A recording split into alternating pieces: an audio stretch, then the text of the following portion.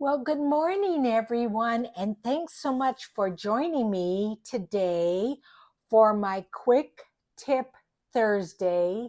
This is episode number 27, and I would like to thank these people for commenting on my last video.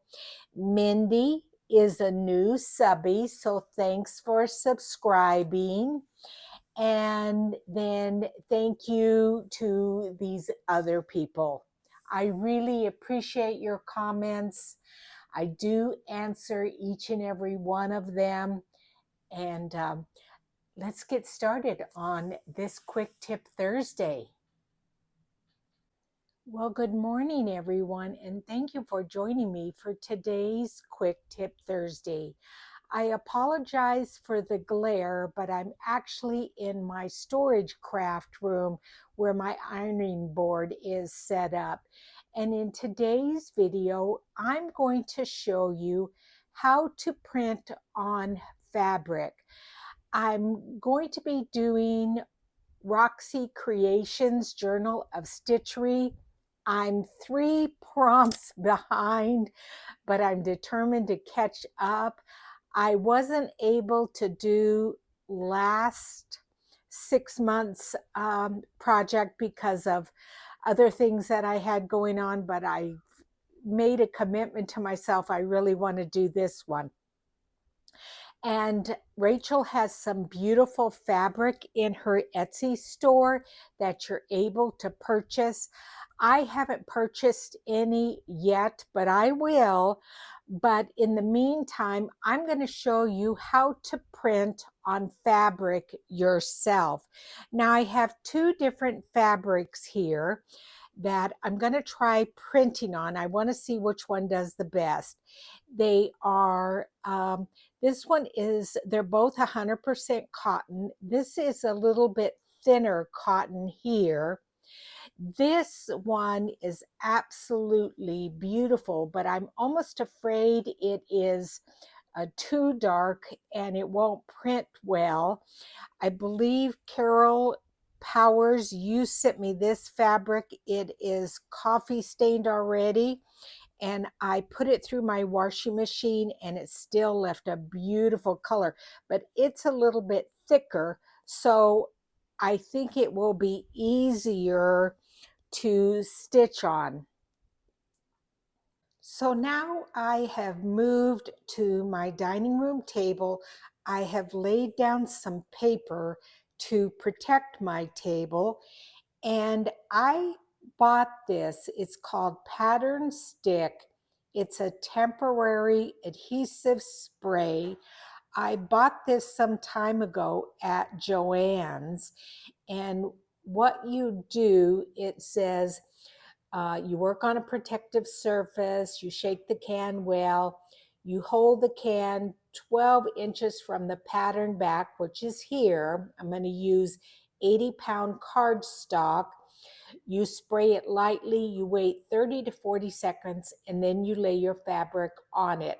So I'm going to turn the camera off so that I can shake this can and spray these backings, and then I'm going to lay these fabrics over the top of them.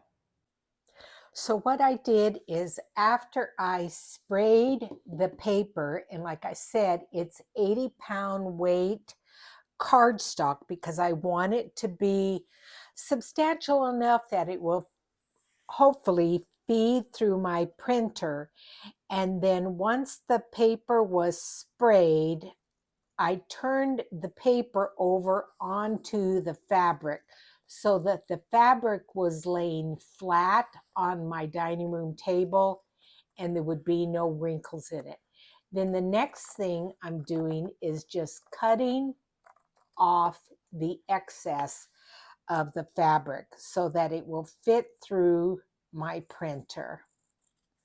So the neat thing about this is I will also be able to go through my images on my computer and do some collaging.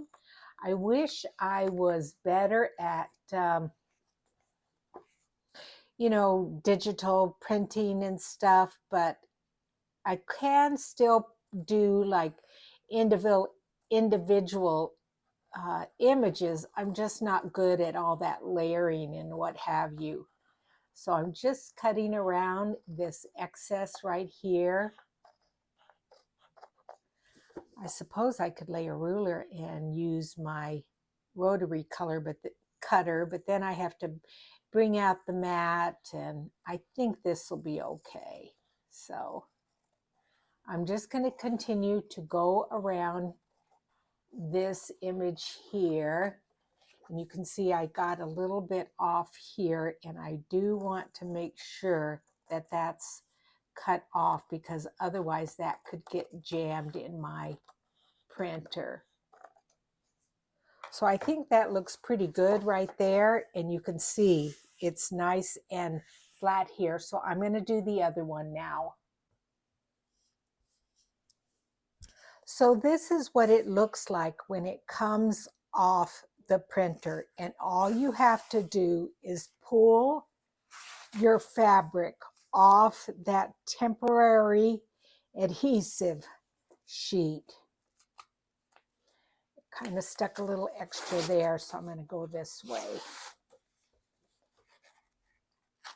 Looks like that edge really stuck there. Okay, so I remember I did the white and the coffee stained one, and I think I like the coffee stained one better.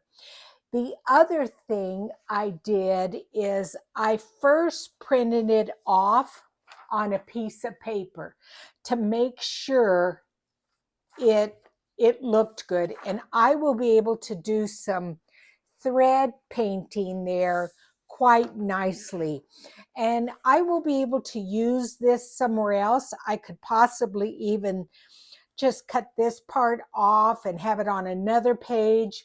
So that's my bulb. Irises were my mother's all-time favorite flower. Now, the next prompt was nest, and I did the same thing. I used the same fabric, and I just scanned the page into my computer and then printed it off. I will probably add a little bit of flowers up in here, flowers up in there. And the one thing I wanted to do is to make sure that the book I put it in, it will fit. So even some of this may be cut off, but this is the book I'm going to use. And the reason I decided on that book is, if you recall, when we had in 2022 of Roxy's Journal of Stitchery, I did complete that project, and it was in this same type of book, so I wanted to keep it the same. So I think I'm on the road here. I'm doing good. Now, the other thing was the title page. So I went into Canva. Now, you may not be able to see this really close because I put Journal of Stitchery, field notes, my name, and the year. And I will embroider some flowers here and there. And again, it fits on the book. Now, this is printed on paper. So then I went in and I printed it on my fabric so that I can embroider this down. Now, you can't see it real well, but that's actually a good thing, because you won't be able to see that ink through the stitching. I think this paper is just about had it. I can use it for backing. See, it's kind of pulling up some of the paper. I can use it for backing tags. So I'll pull this off, work with that. But if you look real close, you can see the lettering, Journal of Stitchery, field notes, and then my name and the year. So I think I am ready to start stitching. The next thing I did was to go ahead and adhere some interfacing onto the back of the fabric. Now, I have had this interfacing, I'm sure, for 20 some odd years, or it could be even more. When I was a quilter, it still worked. So I went ahead and adhered it by the iron onto these pieces. And then the other thing I did was I went ahead and cut my panels for the other prompts. Now, I'm in trouble because there's 2 prompts a month, and I only have 1, 2, 3, 4, 5, 6 more panels. Now, I'm going to have to go out and try to find some fabric that is the same thickness and coffee dye it, because I don't have enough. Now, if it was you, Carol, and you still know what type of fabric this is, let me know so I can go buy some and coffee stain it. But, oh shoot, what are you going to do? I've got at least a start on my Journal of Stitchery. I'm going to have to do some heavy duty stitching to get caught up with the prompts, but here they are. I think this came out absolutely stunning. I can't wait to do some thread painting here. And then I'll be able to put a little bulb there and some other things here. I've got a piece of Kathy Holden fabric. I went through all of my fabrics, and look, there's a little bird nest. I could maybe even put it up in there. But anyway, go through your fabric stash, see what you have. So I've started a little thread painting here, and I'm doing the darker edges here of the iris, and then I will come in with a lighter color of thread. Oh, let's see, is this lighter? That's a little bit lighter. Anyway, I've got a lot of my blues here. This is the one I am using right now. I don't even know where I got it. I think it's silk. It feels real good. But here's a bunch of other blues. So I will go in and do a little bit more here. I've added this butterfly here, and I will embellish it a lot more. So anyway, that's the start of my journal for my Journal of Stitchery. I also want to show you one other thing I did. As I was looking at this piece of fabric that I printed out, I realized that the gray color I used for printing, it was really light, and it was going to be difficult for me to be able to see it to print on. So I took one of these pins. These are those pins that are erasable with heat, and I just went over it very lightly, so it will make it easier for this old lady's eyes to see these letters when I go to stitch them.